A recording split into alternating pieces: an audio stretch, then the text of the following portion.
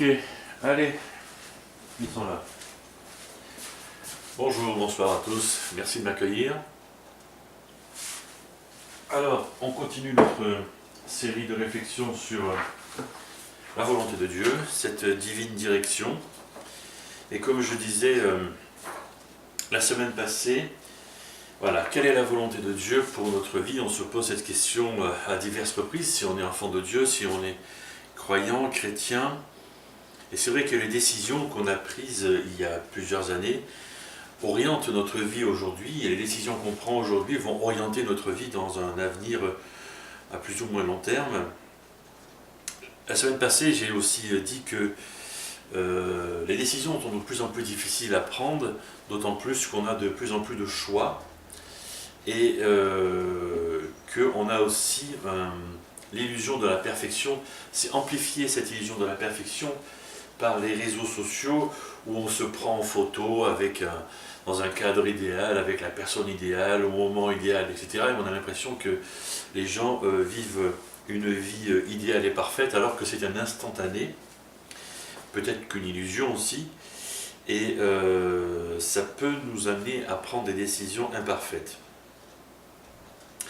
Et puis, dans le milieu chrétien, trop de chrétiens croient que s'ils sont disciples de Jésus, Dieu va leur montrer exactement ce qu'il veut.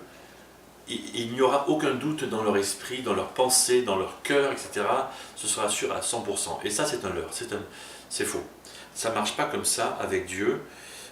C'est pas comme ça que ça se passe. Et la preuve en est, un grand monsieur de la Bible est aussi plein de doutes, ne sait pas le chemin qu'il a à prendre, c'est monsieur Paul, l'apôtre Paul. Et pourtant, cet homme avait toutes les raisons de savoir quelle était la volonté de Dieu. Pourtant, oui, cet homme a été touché par Jésus sur le chemin de Damas, une conversion extraordinaire.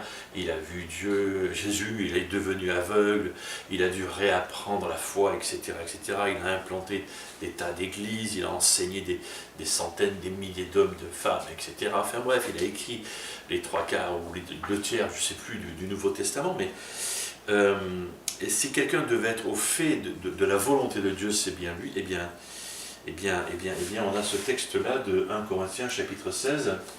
Il est possible que je séjourne quelque temps chez vous, ou même que j'y passe l'hiver, ainsi vous pourrez m'aider, etc.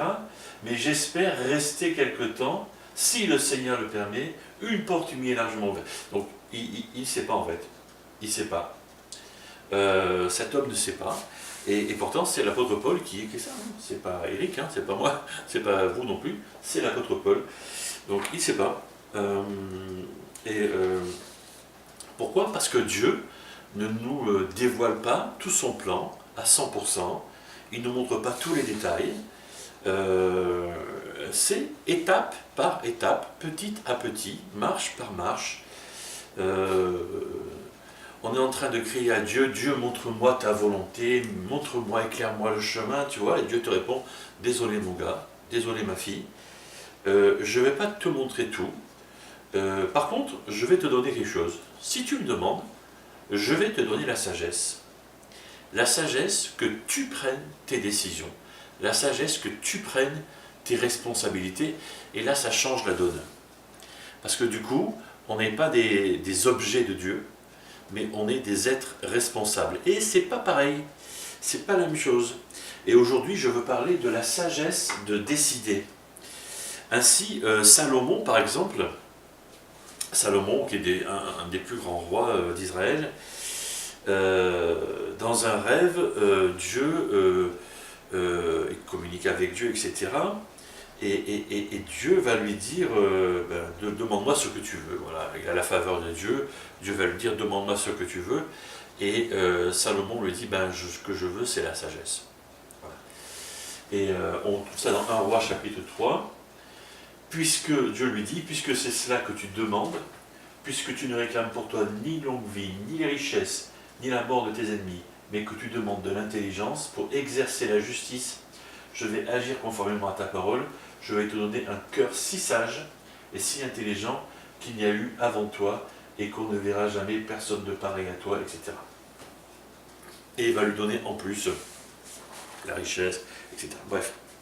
Et donc, je veux parler de la sagesse de décider. Et finalement, quand on réfléchit, Salomon, avant même d'obtenir cette sagesse extraordinaire venue de Dieu, était très, très malin, très intelligent. Parce que quand tu as la sagesse devant un choix, cette sagesse qui te permet de prendre un petit peu de recul, tu vois, de peser le pour et le contre, le oui et le non, par rapport à ta relation avec Dieu, par rapport à ta relation avec ton épouse, par rapport à ta relation avec tes enfants, par rapport à ta relation avec tes amis, tu vois, tout ça. Si tu as cette sagesse-là, effectivement, ça t'aide à faire les bons choix. Dans la majeure partie des cas, ça t'aide à faire les bons choix, cette sagesse-là. C'est très malin, en fait. Voilà. Donc, la sagesse de décider, et j'aimerais juste citer 3 verbes, 3 actions. D'abord, marcher et marcher avec les sages, et c'est un texte de Salomon, un proverbe. Celui qui marche en compagnie des sages devient sage, et celui qui fréquente les hommes stupides devient stupide. Voilà, je l'ai fini à ma manière, mais c'est ce que dit le texte. Oui, c'est l'histoire des fréquentations. Voilà. Tu deviens un peu comme les gens que tu fréquentes souvent. C'est ça. Nous les parents, on cherche à protéger nos enfants des mauvaises fréquentations. C'est ça, mais quand on devient adulte, voilà, si on continue à entretenir de mauvaises fréquentations, on devient comme eux en fait. Hein. On devient comme ceux qu'on fréquente. Et là, l'idée ici, c'est, si tu es croyant, si tu es disciple de Christ, fréquente des gens qui ont la même foi que toi. Tu vois. Et j'aime bien cette image de marcher. C'est faire un petit bout de chemin avec. C'est pas seulement obtenir un conseil d'un sage dans la foi. Tu peux le faire, c'est vrai. Mais c'est aussi faire un bout de chemin avec. Tu vois, c'est je sais pas, c'est faire du bricolage, c'est faire une balade en forêt, c'est aller faire une visite ensemble, c'est aller faire les courses ensemble. Je sais pas moi ce que ça peut être, mais faire un bout de chemin ensemble, tu vois. Le deuxième point, c'est demander quoi? Demander la sagesse à Dieu. Si tu dois décider de quelque chose, si c'est à toi de décider, tu as besoin de la sagesse, demande la sagesse. Jacques nous dit, si l'un de vous manque de sagesse, ok, ouais, moi je manque de sagesse, hein, qu'il la demande à Dieu. Ah bon? C'est facile comme ça, oui. Un Dieu qui donne simplement à tous, sans faire de reproches, et à lui sera donné. Bon, c'est une promesse, et moi je la prends. Donc moi je t'invite à la prendre aussi. Pour toi, voilà, il suffit de demander à Dieu.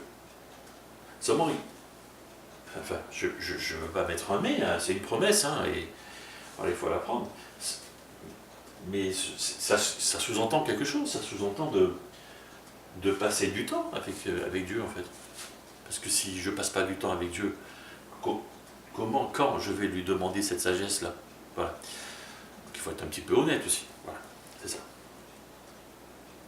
Le troisième point, c'est décider. Bon, ok, je marche avec un plus ancien que moi, ou une plus ancienne que moi, si je suis une dame, je demande la sagesse à Dieu, et puis c'est à moi de décider. Là, ce qui nous bloque un peu, c'est le fait de faire une erreur. Et la plus grande erreur, ce serait de ne pas décider. Mais donc, et si je fais une erreur? Je corrige mon erreur. Si je fais une erreur, je demande pardon à ceux que j'ai blessés, à Dieu. Si je me suis trompé avec Dieu, je demande pardon. Et puis, j'accepte la correction, ok. Mais la plus grande erreur, ce serait de ne pas prendre de décision, en fait. Hein. C'est ça. Mais Dieu est là, le texte qui est juste avant, Dieu nous instruit, Dieu nous montre la voie, etc. Dieu nous conseille, etc. Ok. Donc, marcher, demander, décider, être fidèle à chaque étape, ne pas paniquer, continuer à apprendre avec Jésus, marcher avec lui, avec des amis chrétiens, demander à Dieu sa sagesse, décider, et si je me trompe, Dieu me corrigera, j'accepterai sa correction, et c'est ça le service parfait. C'est pas connaître la volonté de Dieu. La volonté de Dieu est parfaite, mais c'est cet ensemble qui est parfait, et même mes erreurs font partie de cet ensemble parfait. C'est un peu troublant, mais c'est ainsi. Voilà quelques questions. Mettez en pause hein, si vous avez besoin de les voir. Prenez une question ou deux pour votre groupe, ou je ne sais pas, comme vous voulez. D'après Psaume 32, 8, quel rôle Dieu joue-t-il dans nos décisions? Rétrospectivement, comment déterminez-vous si une décision que vous avez prise, il y a plus ou moins longtemps, était bonne ou mauvaise? Ça, c'est un retour en arrière. Partagez avec le groupe si c'est possible. Proverbe 13, 20, dans quel domaine de votre vie avez-vous besoin de sagesse? Comment allez-vous trouver les bonnes personnes pour vous aider à marcher avec? Psaume 32, 8.